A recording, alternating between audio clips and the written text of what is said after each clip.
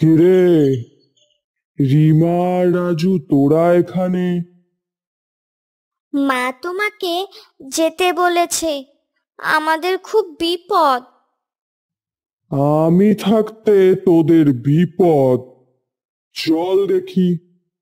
দেখুন ঠাকুর মশাই, একটা শাকচুন্নি আমাদের বাড়ির দিকে নজর দিয়েছে।